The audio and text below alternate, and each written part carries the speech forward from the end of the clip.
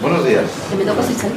En colaboración, decía, con la Asociación de Amigos del Olentzero y por cuarto año consecutivo, este salón de recepciones acoge la entrega del premio Chondorra Carbón Vegetal 2018, que tiene como objetivo reconocer a las personas, entidades o asociaciones que se hayan distinguido en el estudio y en la difusión de la cultura popular tradicional. Reunidas en Iruña, Pamplona, el día 17 de diciembre de 2018, a las 12:30 en el Hotel La Perla, convocadas por Iruñeko Olentzeroen Lagunak Elkartea, Asociación de Amigos de Olentzero de Iruña, para constituir el jurado que otorga el premio Chondorra Carbón Vegetal en su cuarta edición. Las personas componentes de dicho jurado.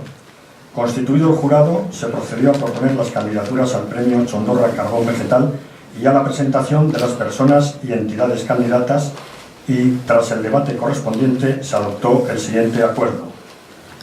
1. Otorgar el premio Chondorra Carbón Vegetal en su cuarta edición a don Pello Apezechea Zubiri en virtud de los méritos valorados por el jurado.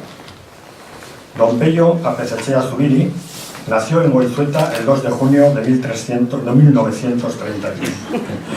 Es cura en su localidad desde hace 53 años, presidente de Txipitxapa Fundazioa, que reúne a diversas asociaciones en defensa de la normalización del euskera, y miembro de honor de Euskaltzaindia, Academia de la Lengua Vasca, desde 2004.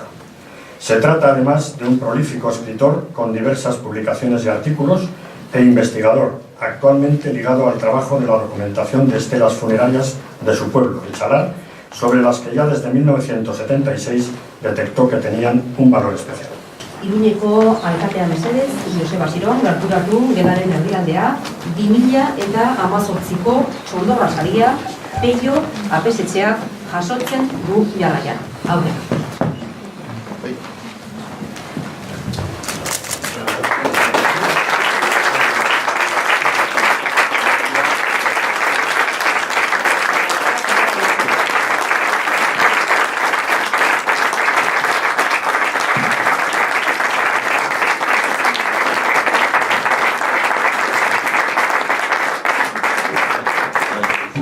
Aipatu dituzten gauza hauetatik zerbait adieraziko dizuet. Ni euskalduena naiz, euskaldun jaio nintzen, nire hizkuntza beti euskara izan da, baina euskararen kontzientzia ez dut beti izan. Ni 11 urtetan seminariora joan nintzen, eta 15 urtetan horreitza naiz, Goizuetan nik erdara banekila eta arro nengoen. Nik Goizuetako jende askok baino gehiago nekiela erdara. Erdara jakitea orduan denboratan hori zen 1993 eta 53an joan nintzen seminariora eta ondoko urtetan. Niretzat handitasuna orduan hori zen. Euskararen balioa eta euskararen kontzientziarik oraindik ez nuen. 20 urtetan eta ja apez egin nintzenean 23 urtetan, euskara obligazio bezala ikusten nuen. Obligazioa euskaldunak ziren tokian euskaraz egin behar zela. Eta zenbat euskaldun horren erabera egin behar zela. Eta horixe, besterik ez euskararekin. Etxarri errantzen egon nintzen, 10 urte, eta han pixka bat kontzientzia bizten hasi zaidan gehiago. Eta gero etxalarrera 10 urte etxarrin egin eta gero etxalarrera joan nintzen. Bidali ninduten, orduan agindu egiten zuten.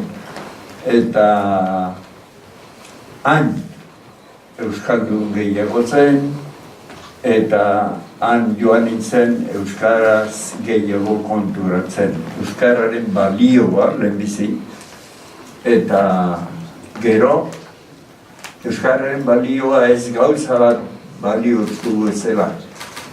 Baizik, ja gehiago, euskaldun izatea zer zen, euskaldun izatea ni izatea zela, azkenean norbera izatea, eta nik apesa bezala berri ona adirazi behar nuen, edo hori zen gure egitekoa teorian behintzat.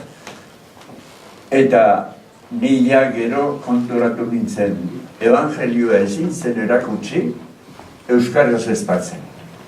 Hori badakit aunitzek ez zuten ulertzen eta konprenditzen, eta erran ere egin zidaten. Zuk soberan baloratzen duzu euskara, errantzi zidaten. Baina nik gero eta gehiago ulertzen joan naiz hori horrela dela. Ni euskalduna naiz, nire izaera hori da, gure herria ere izaera hori du, euskaldunen herria da, eta orduan horretan, hori zaintzen, hori bizitzen, eta hori defenditzen saiatu behar dugu. Egunon, Olentzeroren lagunak, elkarteko kideak, Txondorra, sariaren epaimaia, korporazioko kideak, eta batez ere Peio Apetxea saritua. Ongi etorriak guztiak Iruñeko udaletxe honetara. Aurten, Txondorraz sariaren laugarren edizioa ospatzen dugu. Eta ekitaldi hau aukera paregabea bihurtzen da, Olentzeroren lagunak elkartearen lana eskertzeko. Nuestro invitado de hoy decía que recibe el premio Txondorra 2018, es un representante digno de toda una generación que hizo una labor ingente por estudiar y recuperar tradiciones y costumbres de nuestros pueblos, que o bien estaban ya desaparecidas o estaban a punto de hacerlo. Por tanto, creo que el premio a Peio Apetxea, si me lo permites, quiere ser también un reconocimiento a todas esas personas que voluntariamente, sin otro fin que el de su amor por nuestra cultura, han dedicado su vida al estudio, a la promoción y a la recuperación de la cultura tradicional.